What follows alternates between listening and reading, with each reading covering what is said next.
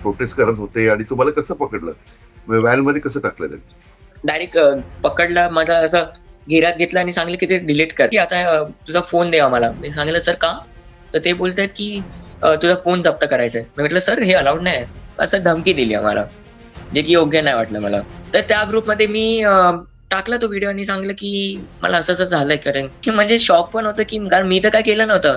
मग मी ग्रुपमध्ये परत डिस्कस करायला लागलो की काय झालं? कोणी केलंय सगळं? तर मग पोलिसांची भूमिका जी आहे ती या आंदोलनाकडे पाहायची कशी होती? म्हणजे ते सगळे चित्र पाहून तर ही लढाई खूप अवघड आहे असं वाटतं तुला? असं अवघड तर ऐकण्यात आहे. आलेलं आहे. अवघड तर आहे. नमस्कार, लेट्सअपच्या या कार्यक्रमात आपल्या सर्वांचं स्वागत. एकूणच पोलीस म्हटलं की अनेकांची भंबीरी उडते, गाळे उठते आणि पोलिसांसमोर कोणीही काही बोलत नाही. आणि पोलिसांच्या व्हॅनमध्ये बसून किंवा गाडीमध्ये बसून जर तुम्हाला कुठे नेलं जात असेल तर साहजिकच भीतीचं वातावरण तयार होतं. पण जेनजी मात्र आता पोलिसांना घाबरत नाही अशा प्रकारची परिस्थिती जंतर मंतरवरील आंदोलनामुळे निर्माण झाली होती. आणि यातच हर्षवर्धन कदम जे डोंबिवलीला राहतात, तो तरुण पोलिसांच्या व्हॅनमध्ये पोलिसांचं शूटिंग करत होता. आणि ही सगळी जी ताकद आहे कुठून येते याचा शोध घेण्याचा मी प्रयत्न करणार आहे. जंतर मंतरच्या आंदोलनातून पोलिसांविषयीची भीती का संपली आणि सगळ्यात महत्वाचं जंतर मंतरवर जे आंदोलन सुरू होतं त्याविषयीची काय भावना आहे, याविषयी मी त्याशी चर्चा करणार आहे. हर्षवर्धन, आपलं खूप खूप स्वागत लेट्सअप मध्ये. नमस्ते सर. हा, आता हर्षवर्धन मला सांग की जंतर मंतरच्या आंदोलनानंतर सरकारने तर म्हटलं होतं की अनेक ज्या केसेस आहेत ते पाठी घेण्यात येतील. तुझ्याकडे काय पोलीस वगैरे आले का विचारपूस करायला वगैरे घरी वगैरे? घरी तर नाही आले कोणी, पण जेव्हा हे सगळं झालं तेव्हा त्यानंतर काही मीडियावाल्यांनी मला बोलावलं होतं. थोडं इंटरव्ह्यू द्यायचे होते, त्यांना बाईट्स पाहिजे होते. तर मग मी गेलो होतो तेव्हा अँड दादरमध्येच मी गेलो. तिथे शिवसेना भवन आहे ना, त्याच्या खालीच मी एक इंटरव्ह्यू देत होता. तेव्हाच खाली म्हणजे एका माणसाने मला नोटीस केलं, की हा मीच आहे, की ज्याने रेकॉर्ड केलं वगैरे. तर त्यांनी काय केलं, की माझ्याकडे आला एंड प्रश्न विचारायचे स्टार्ट केले, की आणि व्हिडिओ पण काढत होता तो. तो विचारत होता, की "तू तू तूच व्हिडिओ पोस्ट केला का? की तुला माहिती आहे का, की तो जो पोलिसवाला आहे तो सस्पेंड झालाय. त्यांची आता फॅमिलीचं काय होणार? हे काय होणार? ते काय होणार?" म्हणजे इन शॉर्ट मला आहे ना थोडा हे फसवायचा ट्राय करत होता, की मी जे केलं ते जाणून-बुजून केलंय आणि तो पोलिसवाला जो आहे तो इनोसेंट आहे. त्यांनी काही केलं नाही. म्हणजे जाणून-बुजून नाही केलं. तर हा एक फक्त इन्सिडेंट झालं होतं आणि नेमकं त्या दिवशी माझं मोबाईल जे होतं ते चार्जिंगला लावून आलो होतो मी वर. तर मी ते रेकॉर्ड पण नाही करू शकलं, नेमकं अच्छा, त्याच दिवशी. मला हे सांग की आता हे सगळं जंतर मंतरवरचं आंदोलन झालं वगैरे, तू कसं म्हणजे कसा गेलास तिथे? तुला कुणी पाठवलं घरच्यांनी की तू स्वतः गेला होतास? म्हणजे आधी तर मी जात नव्हतो. मम्मीने एकदा सांगितलं, की "जाऊन बघ एकदा आपण." तर हा. मला ॲक्चुअली जायचंच होतं, पण मी कसं थोडं पार्ट टाईम जॉब करतो तिथे थोडंसं मला मॅनेज करायला लागतं. कारण पार्ट टाईम जॉब माझं कसं मी सेल्समॅन आहे, एक हा. लॅपटॉप शॉपमध्ये. तर आम्हाला 7 डेज वर्किंग असतो. तर थोडं सुट्टी वगैरे घेतलं ना, तर त्यानुसार आमचं पेमेंट थोडं कट होऊन जातं सुट्टीच्या अकॉर्डिंग. अच्छा, पण तर का वाटलं तुला तिथे जायला पाहिजे? हां, जायला म्हणजे आता कसं माझे जे मित्र आहे, आता मी तर नीट नाही दिली आहे. कारण मी इंजिनिअरिंग स्टुडंट आहे. पण माझे जे मित्र आहे इनफॅक्ट जे जे प्रोटेस्टमध्ये पण आले होते, त्यामध्ये पण काही असे होते जे नीट दिली आहे त्यांनी आणि जे पुढे अजून एक नीट देणार होते. तर हा. त्यांच्यासाठी मी केलं होतं फक्त. आणि जे अच्छा.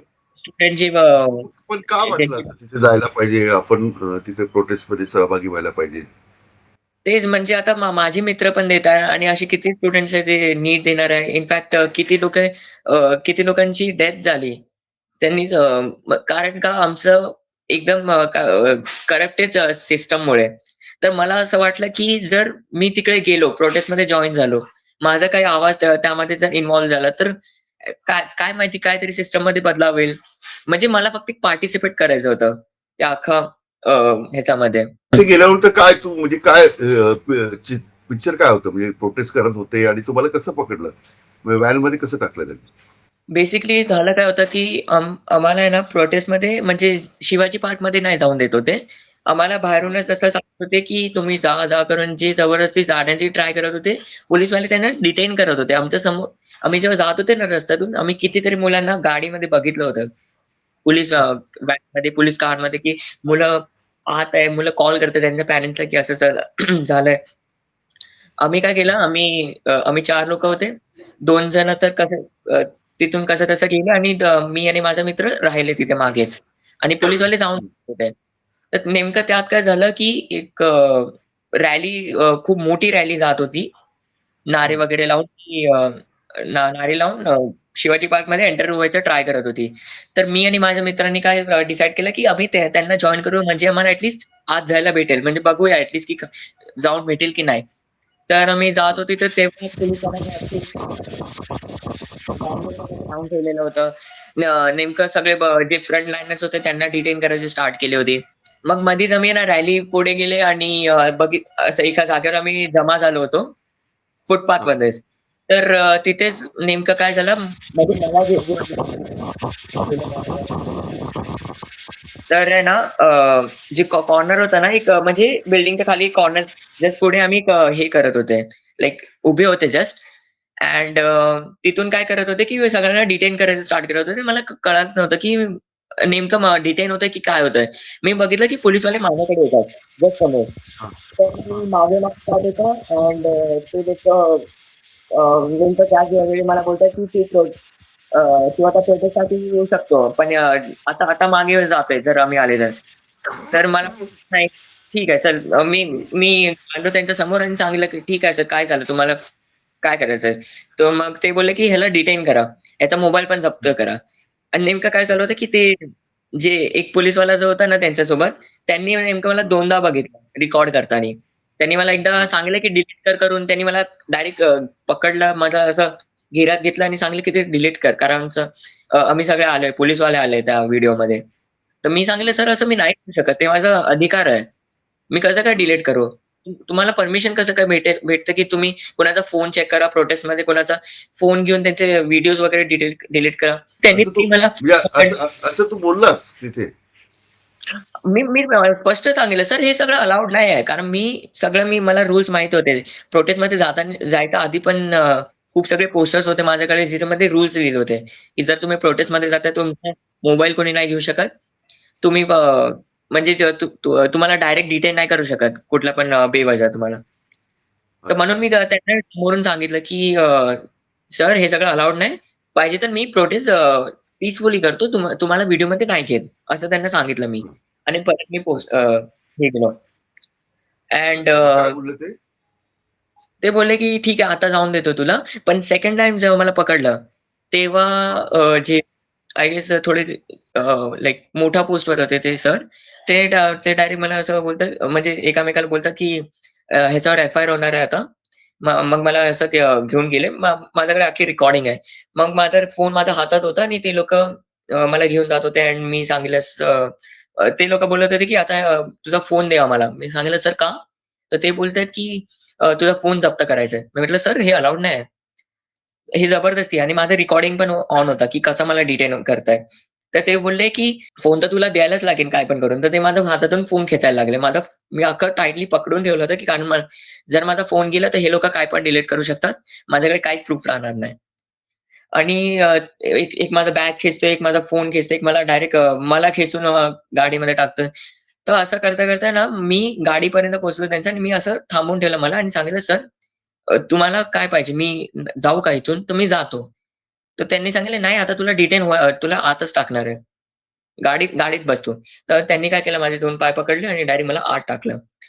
आणि आत टाकल्यानंतर मग अजून 3 लोकं आले, जे फ्रंट लाईनमध्ये उभे होते. नेमकं असं झालं होतं. नाही, पाय पकडले म्हणजे उचलून टाकलं तुला? हां, म्हणजे कारण मी जात नव्हतो. त्यांनी जबरदस्ती मग बसवलं. आणि तुझ्यासोबत आणखी कोण कोण होते? आणखी 3 लोकं होते, पण ते 3 लोकांना म्हणजे सेम रिझनमुळे नाही पकडलं. कारण ते 3 लोकं असं फ्रंट लाईनमध्ये होते ना, ते जात नव्हते मागे.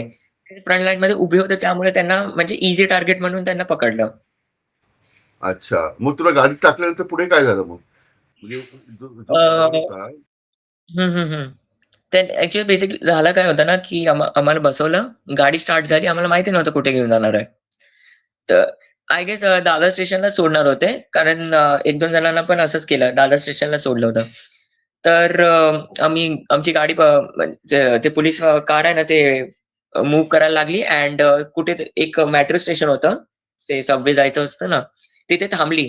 तिथे 15-20 मिनिटं थांबले अँड आम्ही विचार करत होते काय करायचं, काय करायचं? ते पोलिसवाला जे प जे चालवत होतं ते इकडे-तिकडे असं फिरत होता, बघत होता काय आहे ते. मग परत बसले अँड गाडी स्टार्ट झाली. पण स्टार्ट झाल्यानंतर तिथे ना ट्रॅफिक लागलं. त्या ट्रॅफिकमध्ये आम्ही 5-10 मिनिटं असेच उभे होते ना.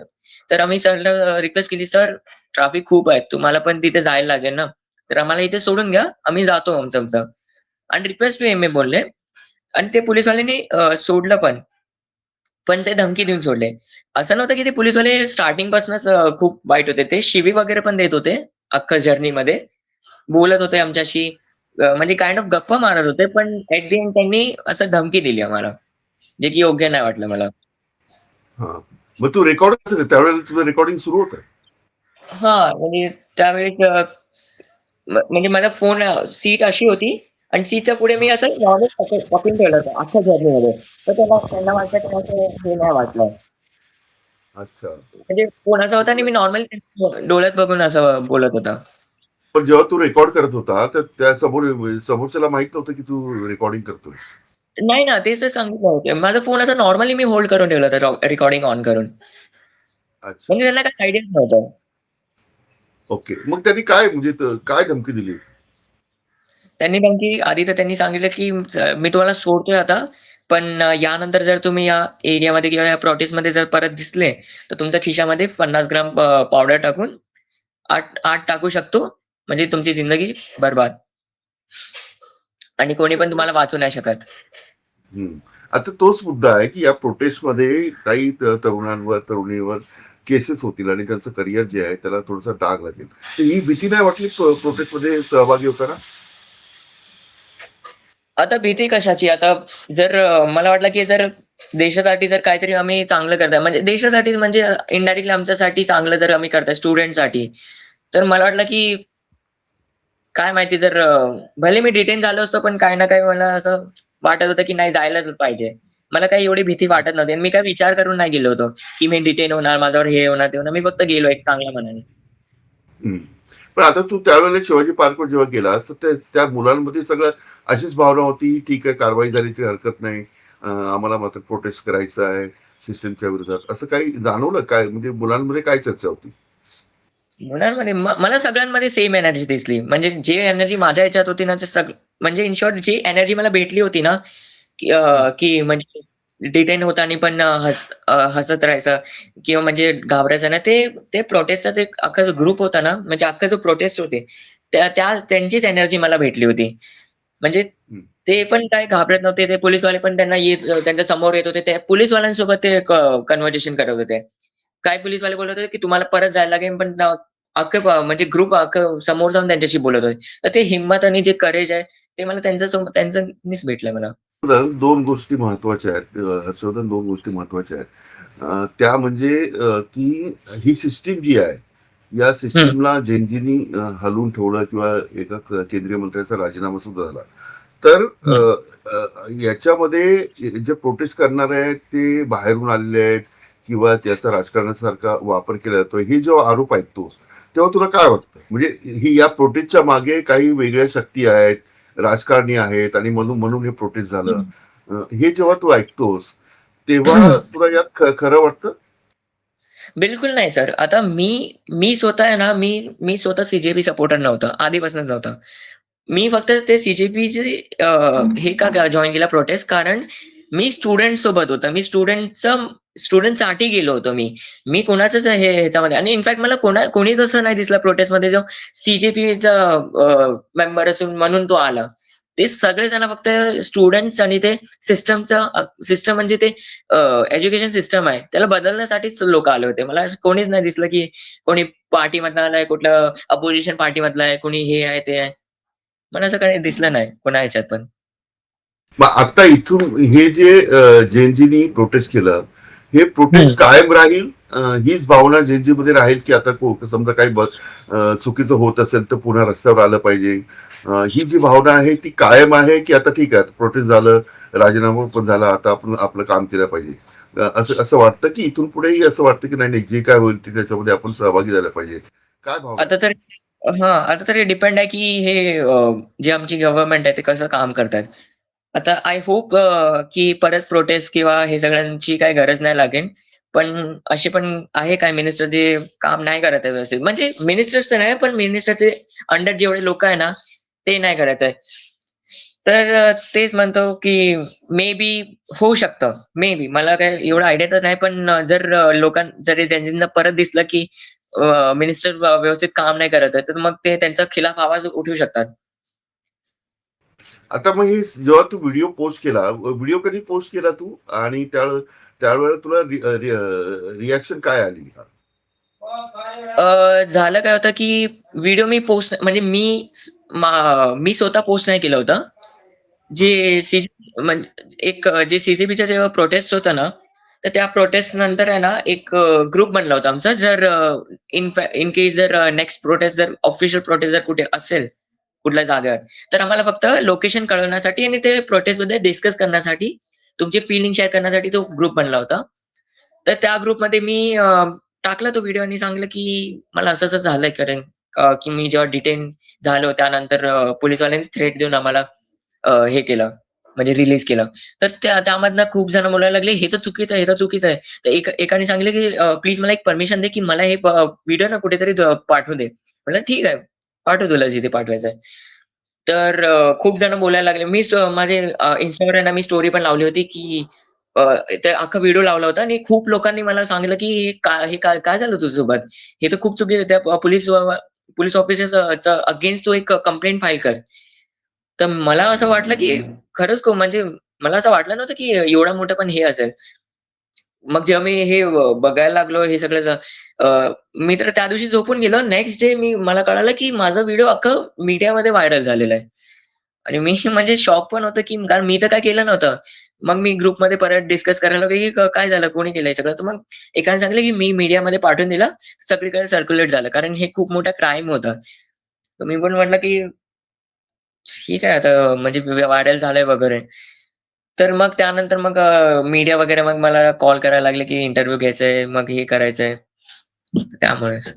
पण ते याच्या आधी कधी इंटरव्ह्यू दिला होता? कधी मीडियाला बाईट वगैरे दिली होती का?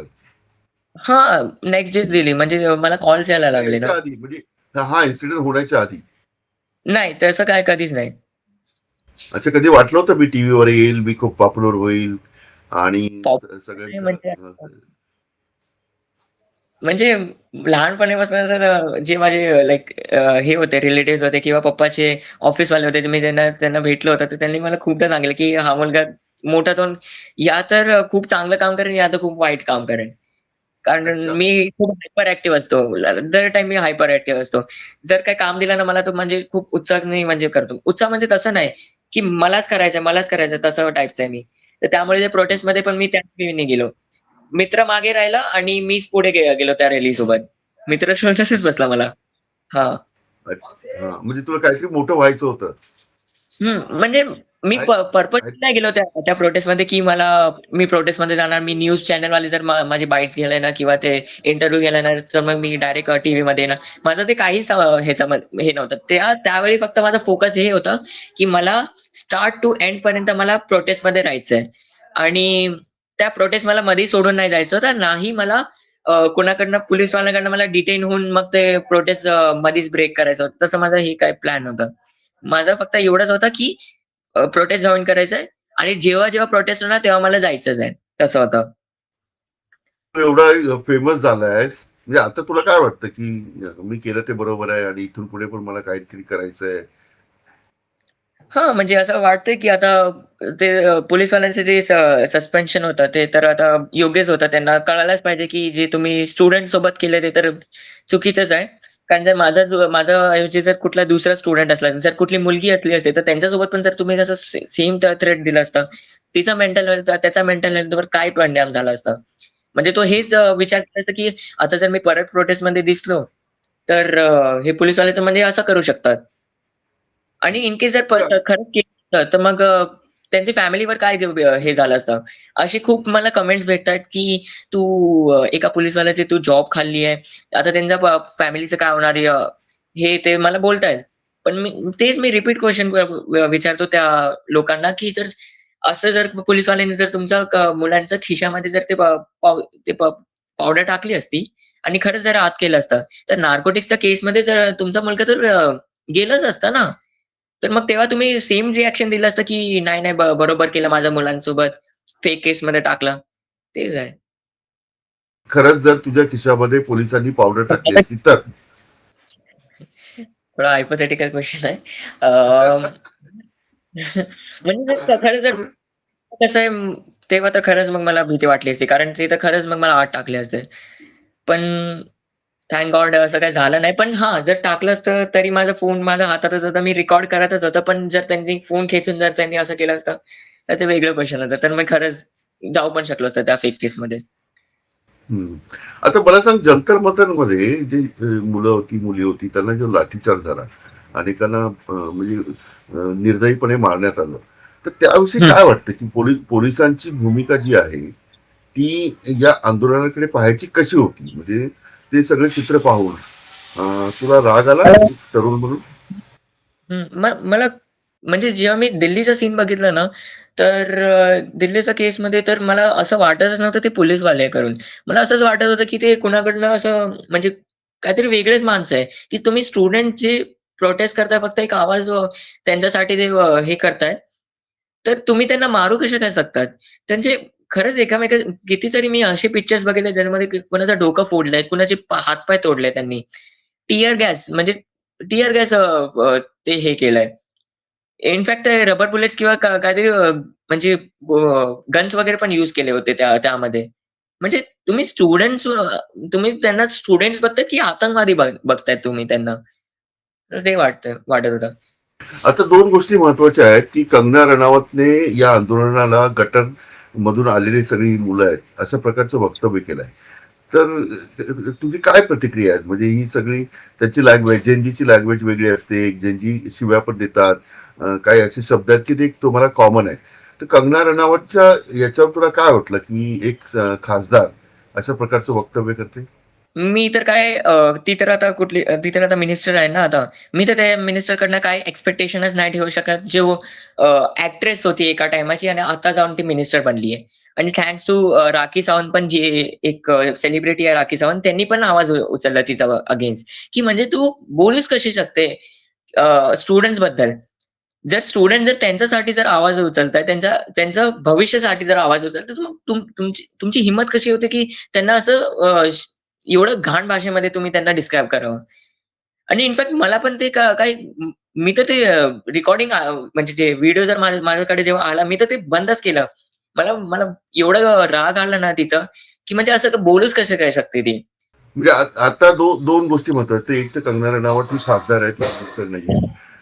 या सगळ्या घडामोडींमध्ये दोन गोष्टी अत्यंत महत्वाच्या आहेत. त्यामध्ये इथून पुढे जे स्टुडंट्स आहेत, ते आपल्या देशाविषयी काय विचार करतात? तुझ्यासारखा जेनजी जो आहे, तो देशाविषयी काय विचार करतो? लोकांनी म्हणजे संविधानामध्ये एवढी ताकद आहे हे तुला आधी माहित होतं म्हणजे?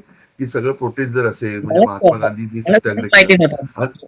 आणि अनेक वेळा महात्मा गांधीच्या आंदोलनाविषयी टिप्पणी केल्या जातात. हे काय अहिंसा म्हणजे काय, सत्याग्रह म्हणजे काय, हे नाहीये, जसं तसं उत्तर दिलं पाहिजे. तर असं कधी विचार केला होता तू, की महात्मा गांधीच्या सत्याग्रहामध्ये किंवा त्यांच्या विचारांमध्ये एवढी ताकद असू शकते, संविधानामध्ये एवढी ताकद असू शकते? मला तर खरंच आयडिया नव्हता. मला काय वाटलं, की प्रोटेस्ट होणार. हे लोकं फक्त बघणार आणि काही होणार नाही त्याच्यानं. पण मी खरंच शॉक झालो जेव्हा मग खरंच त्यांनी रिझायनेशन दिली धर्मेंद्र प्रधानजींनी. मला मला काय वाटलं आधी, की हे लोकं म्हणजे आम्ही प्रोटेस्टला जाणार आणि हे लोकं काय करणार, की 4-5 दिवस प्रोटेस्ट बघणार, की हां, हे लोकं प्रोटेस्ट करतायत.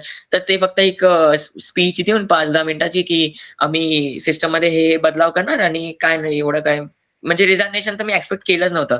खूप अनएक्सपेक्टेड होतं, की त्यांनी रिझायनेशन दिली आणि खरंच मला आता म्हणजे माझे डोळे उघडले, की आमचं कॉन्स्टिट्यूशन जे आमचं संविधान आहे त्याच्यामध्ये एवढं पॉवर आहे, की आम्हाला फ्री टू स्पीच आहे. आम्हाला खरंच मी एक्सपिरियन्स केलंय फ्री टू स्पीच माझी. म्हणजे आता ही जी चर्चा होते तुमच्या मित्रांमध्ये वगैरे, की बाबा संविधान जे आहे ते एवढं पॉवरफुल आहे आणि आपण फॉलो केलं पाहिजे. कारण म्हणजे वेस्टर्न कंट्रीजमध्ये रूल्स हा फॉलो केला जातो आणि भारतामध्ये तो रूल्स फॉलो केला जात नाही. असे अनेक राज्य आहेत जिथे रूल्स जे आहेत ते पायदळी तुडवले जातात. तर रूल्स फॉलो फॉलो करणं हे हे हे एक खूप महत्वाचं काम आहे असं वाटतं तुला? हां, ऑब्व्हियसली रूल्स आर रूल्स.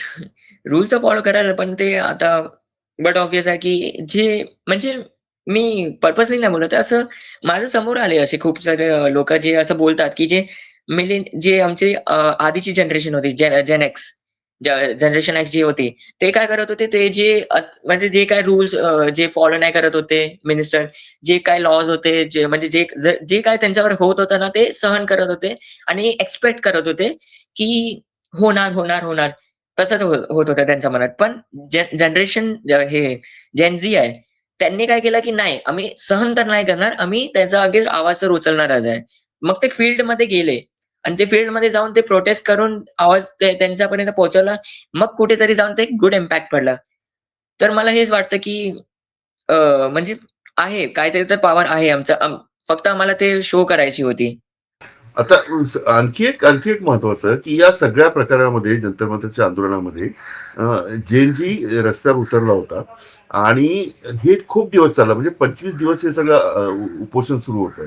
तर पहिल्या दिवशी जेव्हा उपोषण सुरू झालं, अभिजित दिपके असेल किंवा मग सोनम वांगचुक असेल यांनी हे उपोषण सुरू केलं आणि मग त्यावेळेला तू अवेअर होतास की हे उपोषण सुरू आहे, आपण सपोर्ट केला पाहिजे. मी नंतर फर्स्ट नंतर म्हणजे जेव्हा नंतर नंतर जेव्हा लाठीचार्ज झाला तेव्हा तुला असं वाटलं की नाही आपणही गेलं पाहिजे?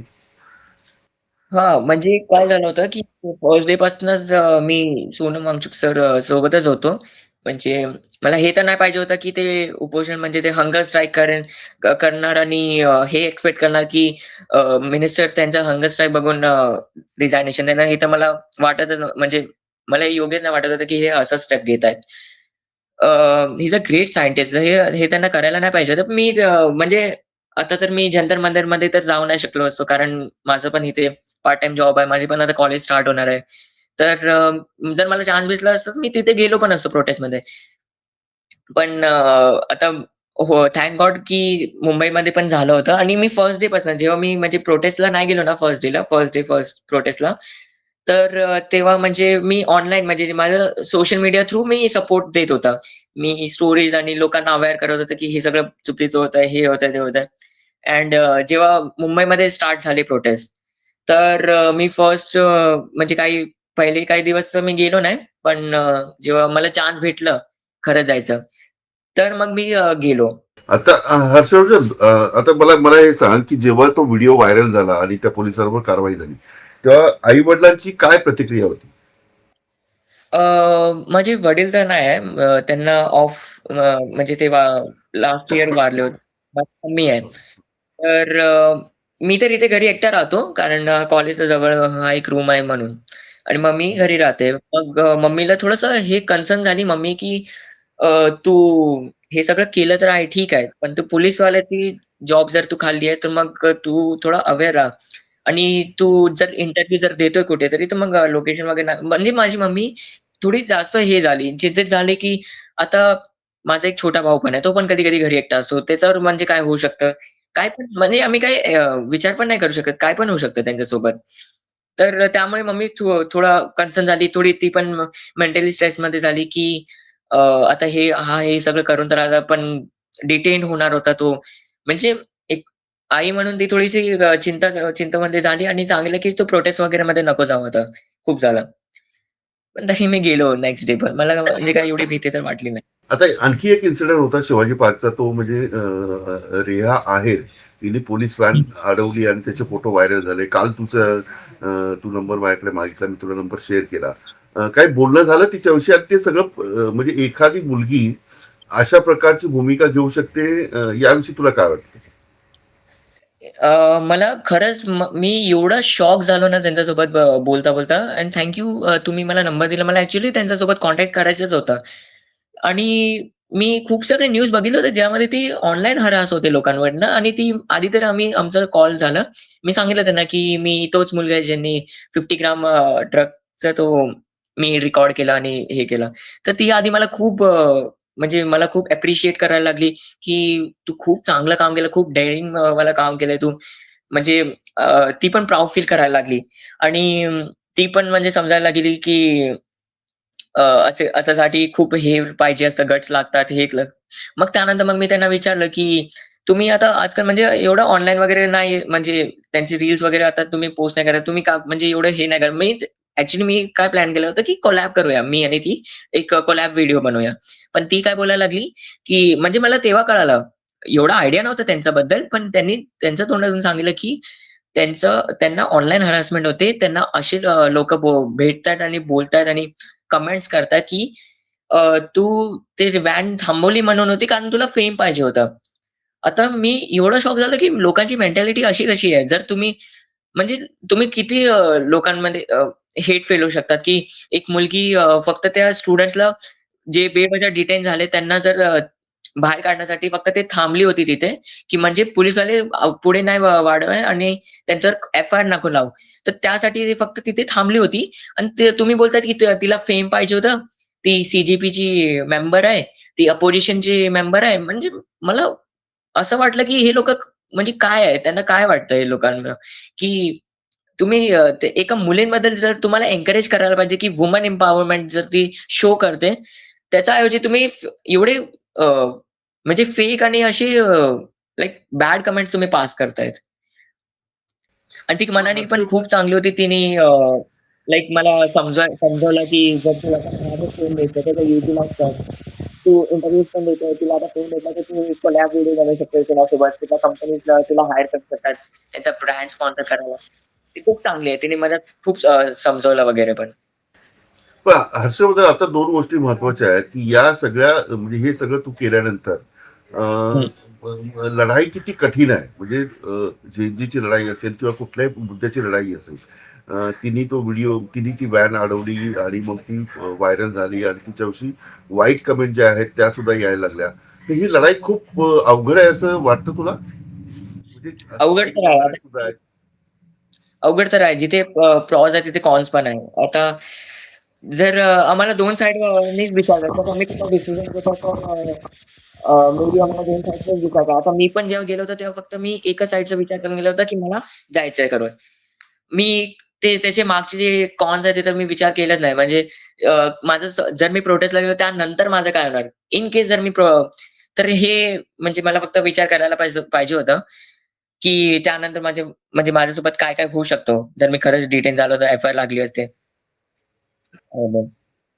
म्हणजे तुला आणखी काही म्हणजे तसा तो पोलिसांचा त्रास नाहीये?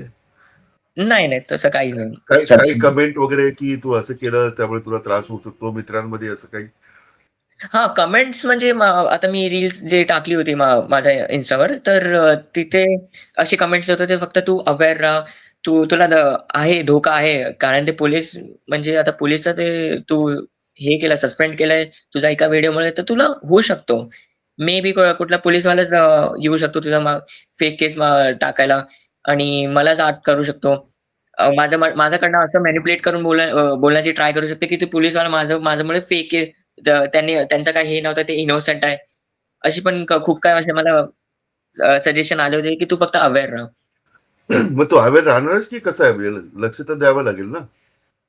म्हणजे मी एवढं तर अवेअर आहे, की जर कोणी रँडम कोणी आलं माझ्यासोबत व्हिडिओ काढायला, की तर तेव्हा मी काही बोलणार नाही. मला तेवढं आहे, की जर ऑफिसर मला मला कोणी प्रेस किंवा मीडियावाला दिसला, तरच मी माझी गोष्ट शेअर करणार. बाकी मी कोणासोबत नाही करणार असं तर. आणि तर इनफॅक्ट तू मी तर तर बिझीच बरं. तू कुठे काम म्हणजे सकाळी 9 ते 9 म्हणजे तुझं काम कुठलं आहे? हां, ते मी लॅपटॉप शॉपमध्ये आहे डोंबिवली. मी राहतो उल्हासनगरमध्ये, पण माझे डोंबिवलीमध्ये एक रिफर्बिश्ड लॅपटॉप शॉप आहे. जे सेकंड हँड लॅपटॉप्स असतात ना, ते आम्ही विकतात. तर तिथे मी सेल्समॅन आहे. हर्षवर्धन कदमची मी गप्पा मारत होतो आणि सगळ्यात महत्वाचं 9 ते 9 सेल्समन म्हणून काम करतो हां, म्हणजे आणि स्वतःचं म्हणजे स्वतःचं मी 9 वाजता तर नाही जात. म्हणजे 12-1 असं वाजतात मला पण. कारण थोडं लांब पण आहे इथून. आणि म्हणजे स्वतःचं काम सांभाळता सांभाळता जंतर मंतर मधल्या त्या विद्यार्थ्यांच्या आंदोलनात सहभागी व्हावं, आपणही असावं अशा प्रकारची भूमिका जयंतीच्या मनात जर येत असेल तर निश्चितच प्रत्येक सरकारच्या प्रत्येक कामावर किंवा चुकीच्या कामावर जेनजीचं लक्ष आहे आणि मी जाणून घेण्याचा प्रयत्न केला की हर्षवर्धन कदमचा अनुभव कसा होता आणि त्याला या सगळ्या प्रोसेसची काय होतं. हर्षवर्धन, आपलं खूप खूप आभार. आणि तुम्ही काळजी घ्या. आपले खूप आभार. आपण नेटसपशी बोललात. इथून पुढे तुम्हाला कधीही वाटलं तर तुम्ही नेटसपशी संपर्क करू शकता. पण तुमच्यासारख्या या जिद्दीला, तुमच्या या सगळ्या कल्पनांना आणि तुमच्या या सगळ्या उत्साहाला देशातील प्रत्येकाचा सलाम असेल. कारण सिस्टीमच्या विरोधात बोलणं आणि सिस्टीमच्या विरोधात एव्हिडन्स देऊन काम करत राहणं हीच देशाची खरी सेवा असते. आणि तुमच्यासारखे असतील किंवा देहासारखी जे तरुण असतील ते देशाच्या हितासाठी विचार करतात. यापेक्षा देशाचं हित कोणतंही मोठं नाही. पण आरोप करणारे, टीका करणारे खूप असतात. त्याची काळजी घेतली पाहिजे. मी इथेच थांबतो. आपण पाहत राहा लेट्स.